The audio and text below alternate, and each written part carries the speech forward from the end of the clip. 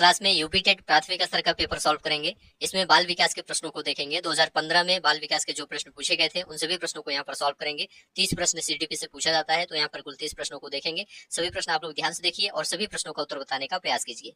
पहला प्रश्न आप सभी के सामने है, वह मापनी जिसमें अंतराल के समस्त गुण के साथ परम शून्य भी हो कहलाती है। क्या कहलाती है? वह मापनी जिसमें अंतराल के समस्त गुण के साथ परम शून्य भी हो वह क्या कहलाती है? याद रखिएगा, अनुपात मापनी कहलाती है। मापन के मुख्य रूप से 4 स्तर या प्रकार बताए गए हैं। एक है शाब्दिक या नामित मापनी, दूसरा है क्रमिक मापनी, तीसरा है अंतराल मापनी, चौथा है अनुपात मापनी। अनुपात मापनी मापन का दोस्तों वह प्रकार है जिसमें अंतराल मापनी के समस्त गुणों के साथ परम शून्य भी होता है। चलिए अगला प्रश्न आप सभी के सामने है, फ्रायड के अनुसार हमारे मूल्यों का आंतरिकीकरण किसमें होता है? फ्रायड के अनुसार हमारे मूल्यों का आंतरिकीकरण किसमें होता है? तो याद रखिएगा, परा अहम में होता है। यहाँ पर सी ऑप्शन राइट आंसर हो जाएगा। सिगमंड फ्रायड ने दोस्तों व्यक्तित्व को स्पष्ट करने के लिए मनोविश्लेषणात्मक सिद्धांत का प्रतिपादन किया था।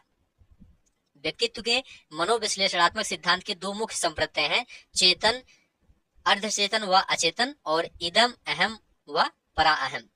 ठीक है, तो यहाँ पर इदम के बारे में बात कर लेते हैं। इदम दोस्तों, इसमें व्यक्ति को अपनी दमित इच्छाओं की तत्काल पूर्ति करने के लिए प्रयास करने हेतु उकसाया जाता है।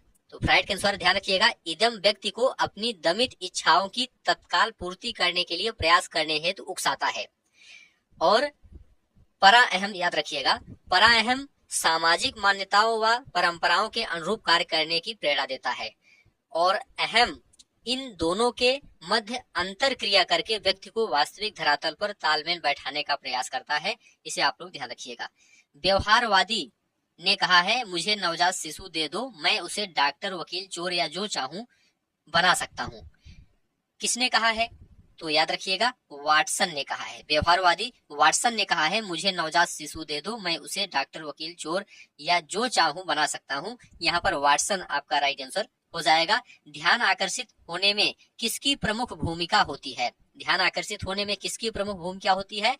तो देखिए दोस्तों, उद्दीपन की तीव्रता की प्रमुख भूमिका होती है। उद्दीपन की तीव्रता ध्यान आकर्षित करने में महत्वपूर्ण भूमिका निभाती है, क्योंकि उद्दीपन की तीव्रता जितनी ज्यादा होगी, व्यक्ति ना चाहते हुए भी उसकी तरफ आकर्षित हो जाता है। चलिए अगला प्रश्न है, छात्र में रुचि उत्पन्न करने की कला है। यहाँ पर राइट आंसर हो जाएगा प्रेरणा। प्रेरणा छात्र में रुचि उत्पन्न करने की कला है, तो यहाँ पर डी ऑप्शन प्रेरणा आपका राइट आंसर हो जाएगा। फ्रायड के अनुसार ग्रहण किए या सीखे हुए तथ्यों को धारण करने या पुनः स्मरण करने की सफलता को विस्मरण कहते हैं। यह फ्रायड का कथन नहीं है। विस्मरण के बारे में यह सही है। विस्मरण का अर्थ है किसी समय प्रयत्न करने पर भी किसी पूर्व अनुभव का स्मरण करने या पहले की सीखी हुई किसी कार्य को करने की असफलता है। विस्मरण वह प्रवृत्ति है जिसके द्वारा दुखद अनुभवों को स्मृति से अलग कर दिया जाता है। तो फ्रायड के अनुसार यह सही है। विस्मरण वह प्रवृत्ति है जिसके द्वारा दुखद अनुभवों को स्मृति से अलग कर दिया जाता है।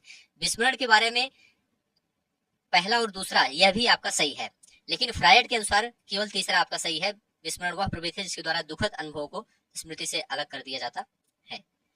SOR किसके द्वारा प्रस्तावित किया गया है? तो याद रखिएगा, गेस्टाल्ट मनोवैज्ञानिकों के द्वारा प्रतिपादित किया गया है। यहाँ पर डी ऑप्शन आपका राइट आंसर हो जाएगा। चलिए नेक्स्ट है, ध्यान को केंद्रित करने की आंतरिक दशा क्या है? देखिए दोस्तों, ध्यान को केंद्रित करने की आंतरिक दशा रुचि है। क्या है? रुचि है। यहाँ पर सी ऑप्शन आपका राइट आंसर हो जाएगा। एक परिस्थिति में अर्जित ज्ञान का दूसरी परिस्थिति में उपयोग क्या कहलाता है? देखिए दोस्तों, यह सीखने में स्थानांतरण कहलाता है। याद रखिएगा, एक परिस्थिति में अर्जित ज्ञान का दूसरी परिस्थिति में उपयोग कहलाता है सीखने में स्थानांतरण। अनुभव द्वारा व्यवहार में परिवर्तन क्या कहलाता है? अनुभव द्वारा व्यवहार में परिवर्तन सीखना कहलाता है। क्या कहलाता है? सीखना कहलाता है। बी ऑप्शन आपका राइट आंसर हो जाएगा। ये सभी प्रश्न 2015 में पूछे गए थे। सांख्यिकी में वह रेखा चित्र जिसमें आवृत्तियों को स्तंभों द्वारा प्रदर्शित किया जाता है क्या कहलाता है? इसे दोस्तों स्तंभाकृति कहते हैं। यहाँ पर पहला ऑप्शन राइट आंसर हो जाएगा। सांख्यिकी में वह रेखा चित्र जिसमें आवृत्तियों को स्तंभों द्वारा प्रदर्शित किया जाता है उसे स्तंभाकृति कहते हैं। विकास की किस अवस्था में बुद्धि का अधिकतम विकास होता है? तो देखिए दोस्तों, किशोरावस्था आपका राइट आंसर हो जाएगा। C option. बुद्धि का अधिकतम विकास किशोरावस्था में होता है। सी ऑप्शन आपका राइट आंसर हो जाएगा। शिशु का अधिकांश व्यवहार आधारित होता है। याद रखिएगा मूल प्रवृत्ति पर आधारित होता है। शिशु का अधिकांश व्यवहार मूल प्रवृत्ति पर आधारित होता है, तो पहला ऑप्शन आपका राइट आंसर हो जाएगा। अंतर्दृष्टि या सूझ द्वारा सीखने के सिद्धांत में कोहलर ने प्रयोग किया था, किस पर प्रयोग किया था? तो याद रखिएगा वन मानुषों पर प्रयोग किया था। यहाँ पर बी ऑप्शन आपका राइट आंसर हो जाएगा। अगला प्रश्न है, यह आवश्यक नहीं है कि उच्च बुद्धि लब्धि वाले बच्चे में भी उच्च होंगे क्या? सृजनशीलता, ध्यान रखिएगा यह आवश्यक नहीं है कि उच्च बुद्धि लब्धि वाले बच्चे सृजनशीलता में भी उच्च होंगे, यह आवश्यक नहीं है। तो पहला ऑप्शन आपका राइट आंसर हो जाएगा। अधिगम में ने प्रभाव का नियम दिया था, किसने प्रभाव का नियम दिया था? थॉर्नडाइक ने। डी ऑप्शन राइट आंसर हो जाएगा। थॉर्नडाइक ने अधिगम या सीखने के मुख्यतः 3 नियम दिए हैं, तत्परता का नियम, प्रभाव का नियम और अभ्यास का नियम। निम्न में से किस विधि का उपयोग स्मृति के मापन के लिए नहीं किया जाता है? किसका उपयोग स्मृति के मापन के लिए नहीं किया जाता है? आप लोग जल्दी से बताइए। ऑप्शन है प्रत्याहान विधि, तार्किक विधि, पहचान विधि, पुनः सीखना विधि। तो देखिए दोस्तों यहाँ पर राइट आंसर हो जाएगा तार्किक विधि। यहाँ पर बी ऑप्शन आपका राइट आंसर हो जाएगा, तार्किक विधि। प्रासंगिक अंतर्बोध परीक्षण टीएटी का विकास किसके द्वारा किया गया था? तो देखिए दोस्तों यहाँ पर राइट आंसर हो जाएगा मरे। यहाँ पर सी ऑप्शन राइट आंसर हो जाएगा। प्रासंगिक अंतर्बोध परीक्षण टीएटी व्यक्तित्व मापन का एक परीक्षण है। इस परीक्षण का विकास दोस्तों 1935 में हार्वर्ड विश्वविद्यालय के शिक्षक थे एस.ए. मुर्रे। ठीक है, तो यहाँ पर सी ऑप्शन आपका राइट आंसर हो जाएगा। ध्यान रखिएगा टीएटी परीक्षण में 31 कार्डों का प्रयोग किया जाता है, एग्जाम में पूछा जाता है। मनोविज्ञान का शिक्षा के क्षेत्र में सबसे बड़ा योगदान है बाल केंद्रित शिक्षा का। डी ऑप्शन राइट आंसर हो जाएगा, बाल केंद्रित शिक्षा। निम्नलिखित में से कौन सा वृद्धि और विकास के सिद्धांतों से संबंधित नहीं है? तो देखिए दोस्तों राइट आंसर हो जाएगा वर्गीकरण का सिद्धांत संबंधित नहीं है। निरंतरता का सिद्धांत, समन्वय का सिद्धांत, व्यक्तिगतता का सिद्धांत संबंधित है।